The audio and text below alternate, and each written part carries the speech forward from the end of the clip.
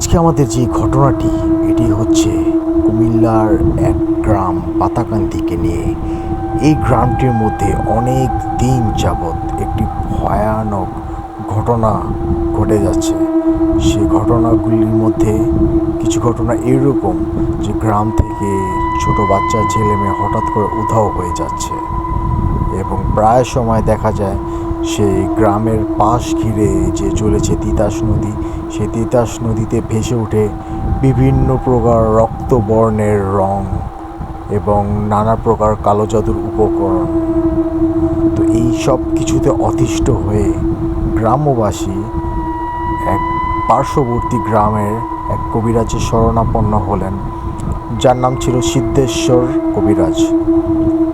তো এই সিদ্ধেশ্বর কবিরাজ এসে একটি হোমযজ্ঞ করার পর তাদেরকে আশ্বাস করলেন যে আমি এর উপায় তোমাদেরকে বলে দিতে পারবো, কিন্তু এই যে ঘটনাগুলো ঘটছে এর মধ্যে থাকা যে একটি রহস্যজনক ঘটনা তা খুবই করুণীয়।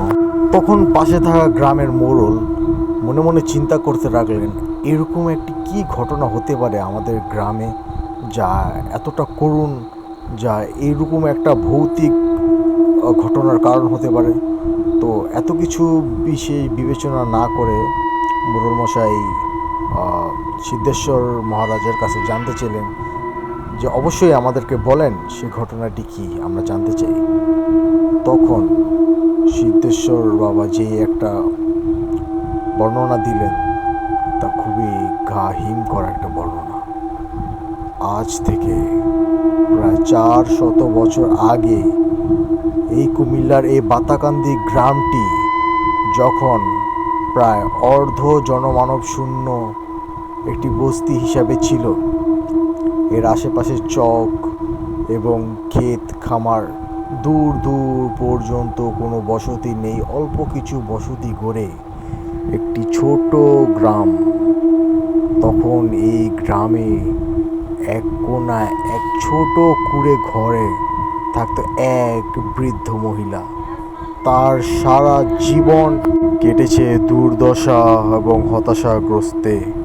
তো এক পর্যায়ে সে এমনইভাবে গ্রামের শেষ সীমানাতে নিজের আস্তানা গেড়ে তন্ত্র মন্ত্র সাধন করতে শুরু করলো এবং এক পর্যায়ে সে হয়ে গেল এক ভয়ানক ডাইনি। এবং এরপর থেকে সে তার শক্তি সিদ্ধি করার জন্য বিভিন্ন প্রকার বাচ্চা ছেলের বলি দিতে লাগলো। গ্রামের বাচ্চা ছেলে মেয়েগুলো হঠাৎ করে উধাও হতে লাগলো।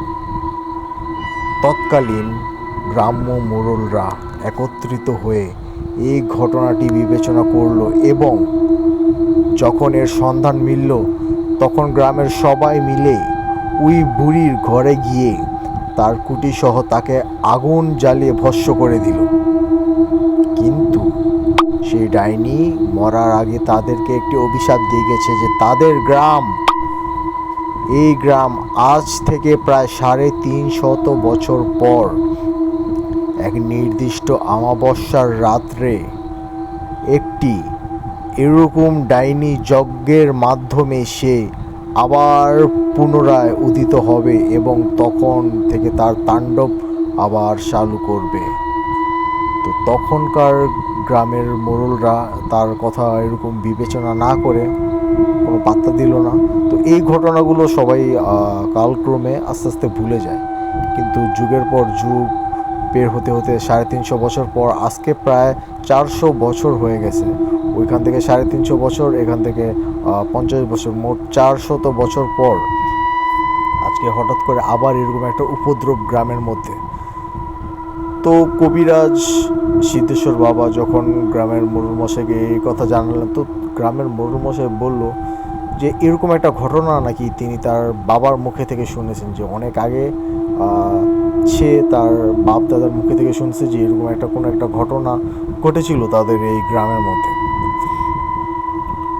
তো শেষ পর্যায়ে সিদ্ধান্ত হলো এই যে সিদ্ধেশ্বর বাবাকে তারা অনুরোধ করলো যে করে হোক সে এই পরিবেশ বা এরকম ভৌতিক অবস্থা থেকে গ্রামকে মুক্তি দেওয়ার জন্য তিনি একটা ব্যবস্থা গ্রহণ করবেন। এবং গ্রামের মরমশাই সহ অন্য অন্য গণ্যমান্য ব্যক্তিরাও তাকে আবদার করলেন এবং তাকে নানা উপহার দেওয়ার জন্য তাকে প্রস্তাব দিলেন।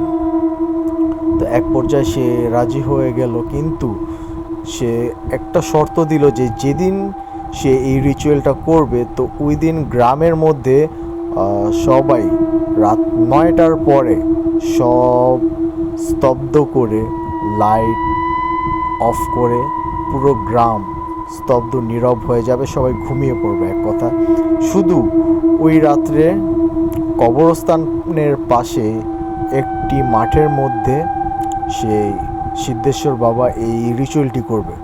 তো গ্রামের সবাই এতে সম্মতি জানালেন এবং মোড়লমশাই সবাইকে জানিয়ে দিলেন যে আগামী পূর্ণিমার রাতে যেন সবাই 9টার পরে ঘুমিয়ে যায় এবং কেউ ঘরের মধ্যে কোনো প্রকার আলো বাতি জ্বালিয়ে না রাখে এবং কেউ যেন ঘরের জানালা কোনো অবস্থাতে না খুলে, যত ডাকাডাকি করা হোক তাদের বাইরে থেকে, যত খারাপ অবস্থায় হোক না কেন।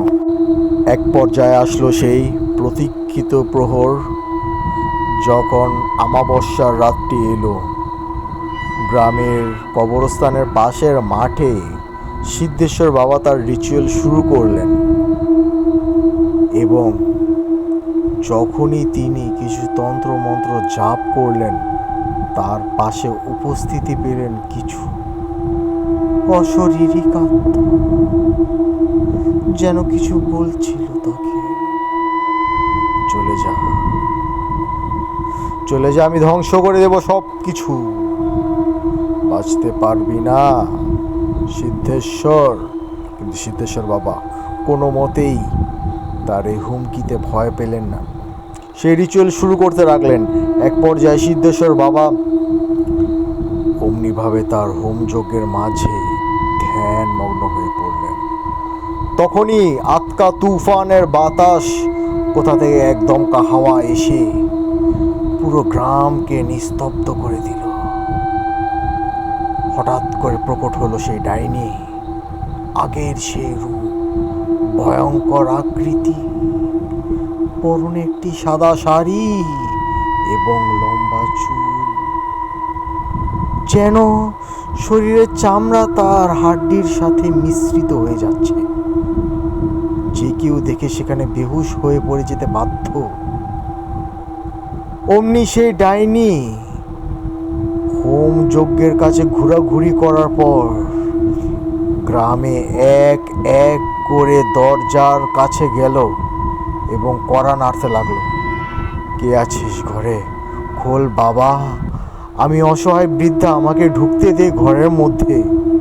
কিন্তু ভিতরে থাকা দাম্পত্য বা ভিতরে থাকা মানুষ তো তখন ভয়ে শেষ। তারা জানতো আজকে রাত্রে কিছু একটা ঘটবে, হয়তো এই সেই ডাইনি যে বাহির থেকে কড়া নাড়ছে।